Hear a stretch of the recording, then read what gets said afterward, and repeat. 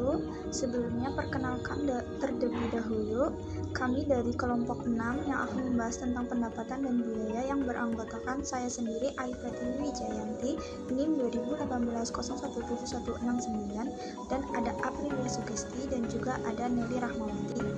Di sini saya akan menjelaskan terlebih dahulu tentang pendapatan, di mana pendapatan mencakup tentang definisi, pengakuan, saat pengakuan, dan prosedur pengakuan. Yang pertama ada definisi pendapatan, di mana mencakup tentang aliran masuk atau kenaikan gaji. Yang kedua ada kegiatan yang mempresentasikan operasi utama atau sentral yang menerima. Yang ketiga ada pelunasan, penurunan, atau pengurangan kewajiban. Yang keempat ada suatu entitas. Yang kelima ada produk perusahaan. Yang keenam ada pertukaran produk. Yang ketujuh ada menyandang beberapa nama atau mengambil beberapa bentuk. Yang terakhir ada mengakibatkan kenaikan ekuitas. Di sini ada lagi tentang pengakuan. Pengakuan tersebut ada apa saja kriteria pengakuan, dan setelah itu saat pengakuan yang berisi tentang apa kaidah pengakuan, kapan kriteria pengakuan pendapatan dipenuhi, peristiwa apa yang memadai bahwa kriteria pengakuan telah dipenuhi, dan yang terakhir ada prosedur pengakuan, di mana kegiatan apa yang dapat digunakan untuk memicu pencatatan jumlah rupiah pendapatan kepada sistem akuntansi. Peristiwa yang menimbulkan pendapatan. Yang pertama ada kenaikan aset, di mana untuk dapat mengatakan bahwa pendapatan ada dan timbul harus terjadi transaksi atau kejadian yang menimbulkan naiknya aset atau aliran masuk aset. Yang kedua ada operasi utama berlanjut, di mana berisi tentang operasi dan operasi. Kegiatan operasi ini diwujudkan dalam bentuk memproduksi dan mengirim berbagai barang kepada pelanggan atau menyerahkan atau melaksanakan berbagai jasa. Yang ketiga ada penurunan kewajiban. Hal ini terjadi bila suatu entitas telah mengalami kenaikan aset sebelumnya, misalnya menerima pembayaran di muka dari pelanggan. Yang keempat ada suatu entitas.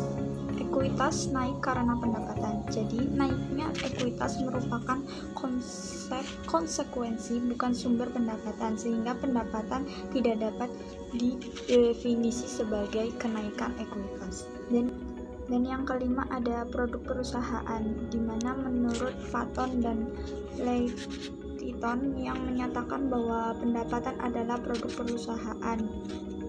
Pendapatan didefinisi secara fisik bukan moneter. Definisi ini juga netral. Dan yang terakhir ada pertukaran, di mana pendapatan akhirnya harus dinyatakan dalam satuan moneter untuk dicatat dalam sistem pembukuan. Satuan moneter yang paling objektif adalah kalau jumlah rupiah tersebut merupakan hasil transaksi atau pertukaran antara pihak independen. Di sini ada berbagai bentuk dan nama pendapatan. Dalam perusahaan perdagangan, pendapatan dapat disebut penjualan, dan dalam perusahaan jasa dapat disebut untuk menunjukkan kegiatan atau jenis jasa, misalnya pendapatan sewa, pendapatan jasa angkutan, dan pendapatan bunga. Sumber kejadian yang menimbulkan untung menurut FASB, yang pertama ada periferal dan insidental. Contohnya itu penjualan aset tetap. Yang kedua ada transfer non timbal balik, yang contohnya itu hadiah dan donasi. Yang ketiga ada penahanan aset, di mana contohnya kenaikan harga sekuritas investasi, kenaikan nilai tukar valuta asing. Dan yang terakhir faktor lingkungan, misalnya ganti rugi asuransi musibah alam yang melebihi kos aset yang rusak.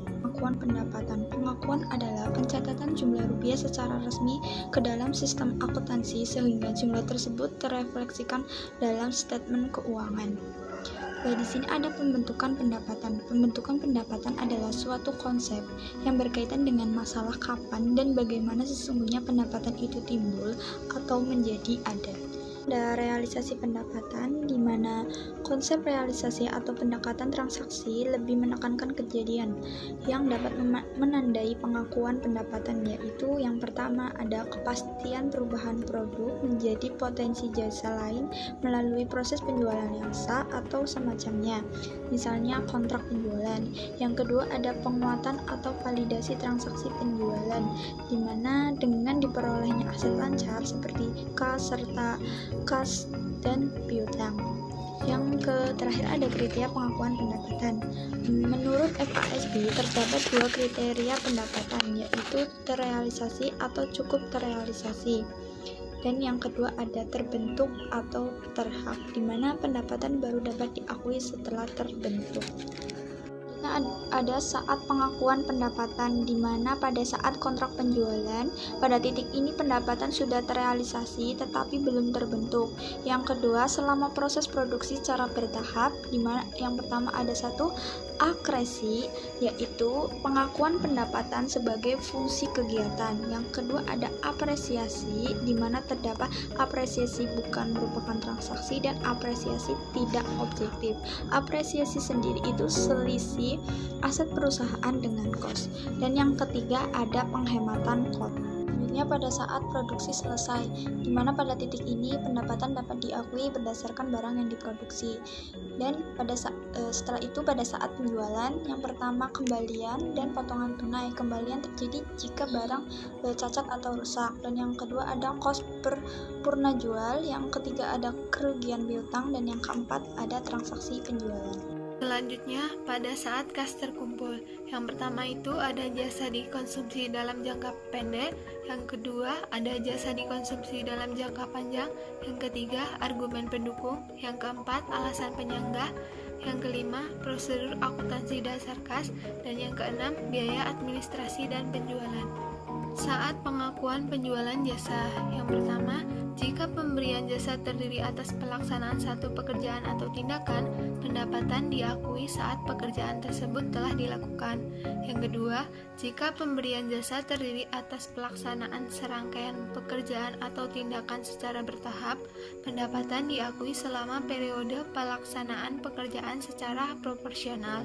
Yang ketiga, jika pemberian jasa terdiri atas pelaksanaan serangkaian pekerjaan atau tindakan secara bertahap, pendapatan diakui saat seluruh pekerjaan selesai dilaksanakan bila kondisinya yang A. Proporsi jasa tahap akhir kritis dan pekerjaan tidak dapat dikatakan selesai. Yang B. Jasa tidak ditemukan di muka dan tidak ada cara menyelesaikan pekerjaan.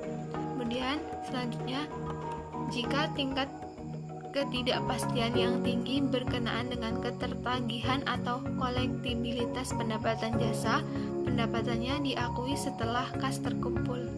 Selanjutnya, pedoman umum pengakuan pendapatan. Yang pertama, kriteria terbentuk dan terrealisasi saat produk atau barang dagang atau jasa diberikan pada masyarakat. Yang kedua, jika kontrak penjualan atau penerimaan kas mendahului produksi dan pengiriman, pendapatan diakui saat terhak dan pengiriman. Yang ketiga, jika produk dikontrak sebelum diproduksi, pendapatan diakui secara bertahap. Yang keempat, jika jasa diberikan selama suatu periode dengan kontrak pasti, pendapatan diakui bersamaan dengan berjalannya waktu. Yang kelima, jika produk atau aset lain dapat terrealisasi, pendapatan dan untung atau rugi diakui saat selesainya produksi atau saat harga aset berubah. Yang keenam, jika ketertagihan aset yang diterima meragukan, pendapatan diakui atas dasar kas yang terkumpul. Selanjutnya biaya. Di sini terdapat dua karakteristik penting yang melekat pada makna biaya. Karakteristik yang pertama yaitu aliran keluar atau penurunan aset, dan karakteristik yang kedua yaitu akibat kegiatan yang membentuk operasi utama yang menerus. Selanjutnya, kriteria pengakuan.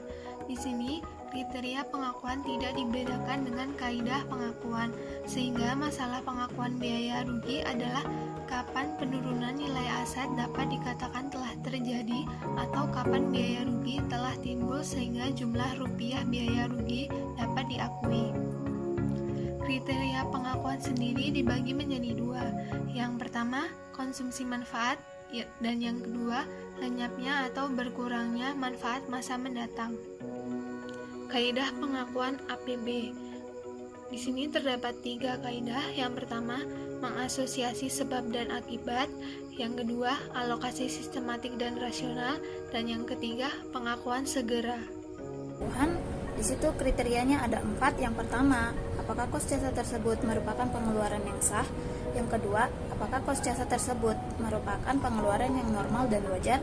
Yang ketiga, apakah kos jasa tersebut merupakan suatu faktor yang manfaat atau kontribusinya untuk masa mendatang secara mudah dapat diantisipasi? Yang keempat, apakah kos jasa tersebut merupakan jenis pengeluaran yang terjadi berulang-ulang tiap periodenya? Selanjutnya ada alokasi kos bergabung atau bersama dan alokasi bukan sarana pemerataan laba. Untuk alokasi kos bergabung atau bersama, alokasi ini bersifat internal dalam suatu periode sehingga hasilnya tidak mempengaruhi kos operasi total untuk periode tersebut.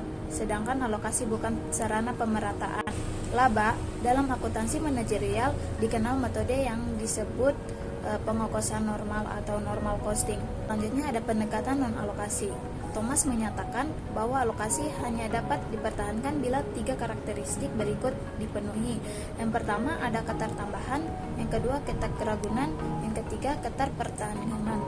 Selanjutnya ada pembebanan arbiter dan juga penandingan dan penyajian pos-pos biaya.